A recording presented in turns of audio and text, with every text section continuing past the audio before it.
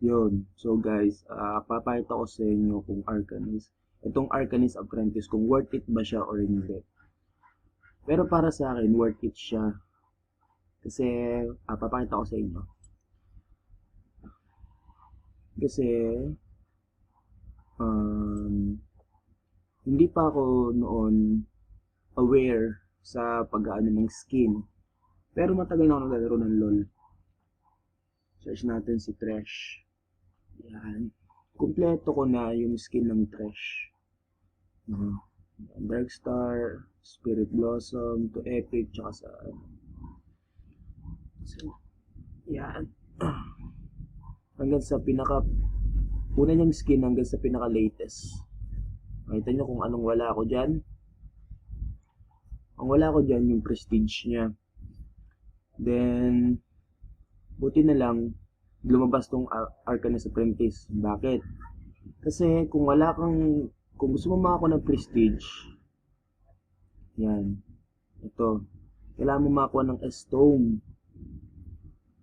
Kagabi, nag-draw na ako ng halos 70 draw? 60 draw. Okay? Naka 60 draw na ako kagabi.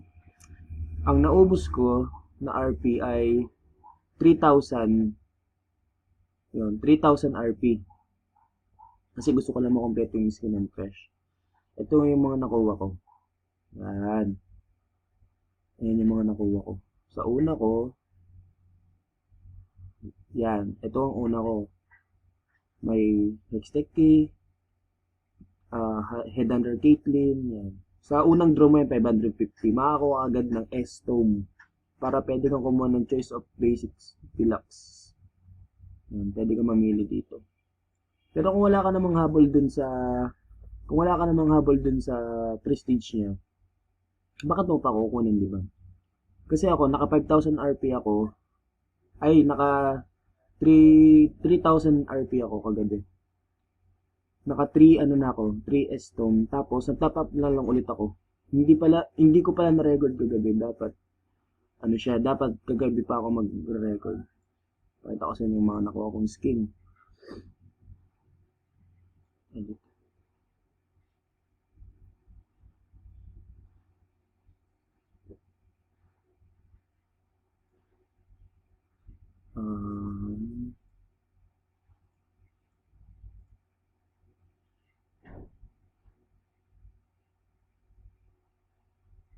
Ay, mali.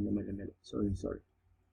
Dito, yung nakuha kong skin dito ay sa history ko.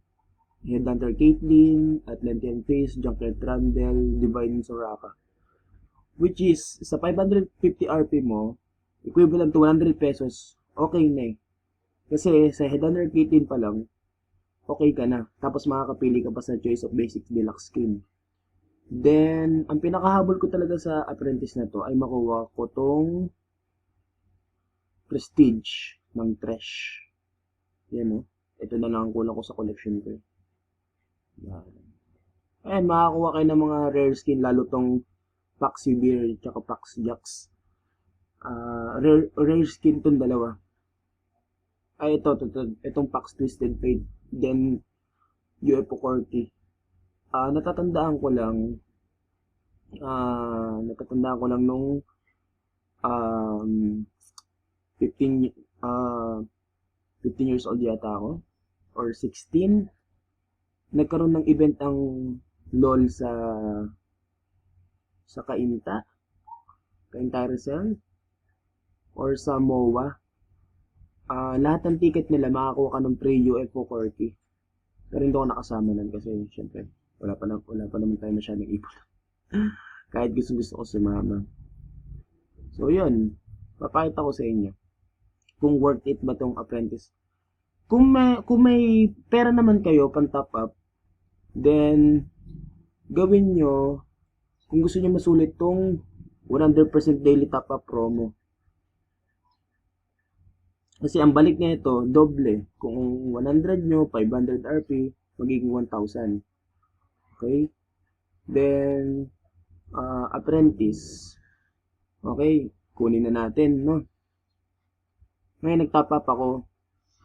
Bali, naka 150 top up ako kasi gusto kong magawa tong content na to.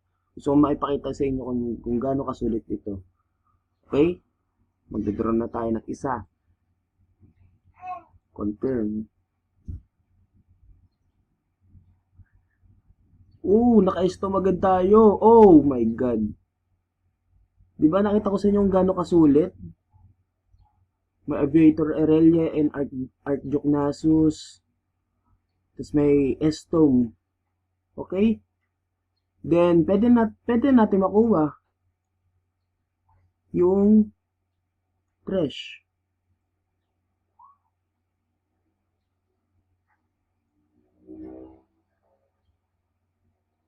You see that?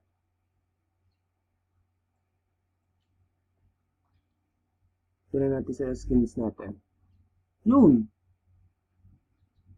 May prestige na tayo ng trash. This is, ito, papakita ko sa inyo. From this, di ba yung Soraka, ang nakuha kong skin, then nag-roll pa ako kagabi, ay itong God King Darius, itong Dragon Slayer Diana, Glacier Ola, pero ito kinuha ko talaga kasi ang gusto ko talaga ng Lissandra. Then, ito talaga pinakahabol ko sa lahat. Pulse Fire Trash Prestige Edition. Ito na lang ang kulang sa ating collection.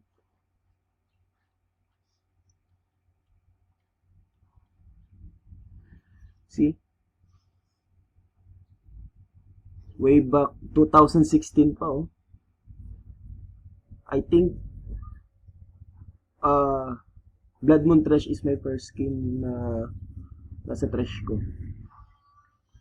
Again, kumpleto na natin yung skin ng trash.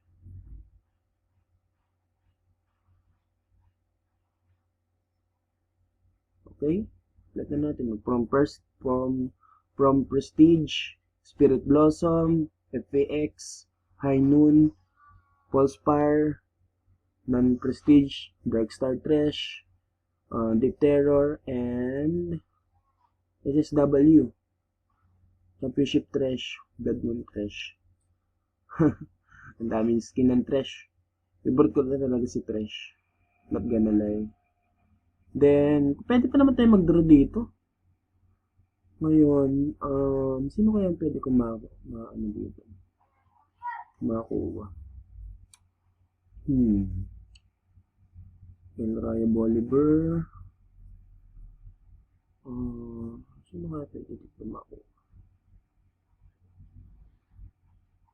Sino ba maganda? Para maganda tong Blood Moon Shen. And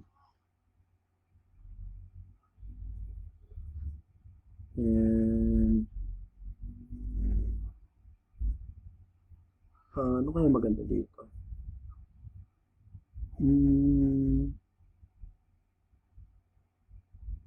Kasi pwede pa tayo mag-draw ng isa eh. Makakuha tayo ng isang S-Stone.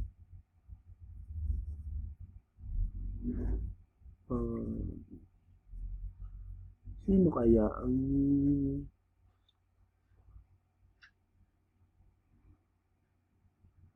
I think wala akong mapili. Kasi parang mas gusto ko dito sa Superior, pero mukhang maganda tong maganda tong Bolivar. Mukhang maganda tong Bolivar.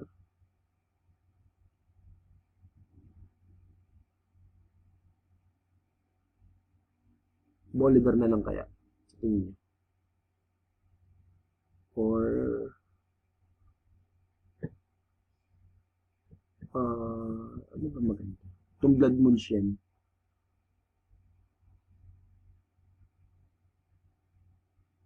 I don't know. So, yun lang, no? Dito. Pangit. So, yun lang, no, guys. Yan. Silver lang pala ako. Hindi kasi ako naghahabol ng rank. Puro lang ako event. Kumuha ng skin. So, yun lang. Sana nag-enjoy kayo at sana may natutunan din sa Arcanist Apprentice. So, yun lang. Yun lang habol ko dito. Gusto ko lang makompleto yung skin and fresh. At syempre, kung may pera naman kayo, kung may pang top up naman kayo, worth it naman siya kung may kukunin kayo. Pero kung magtatap up ako siguro ulit, ang kukunin ko dito ay Kai'Sa. Ito, Kai'Sa. Bakit? Kasi wala. Maganda kasi si Kai'Sa. Pati sulit talaga pag ang prestige ng Kai'Sa. Pero it's up to you naman kung anong gusto niyo. So yun lang. Bye bye guys. Subscribe, like, share. Maglalabas pa tayo ng mga ganitong video. Okay? Peace.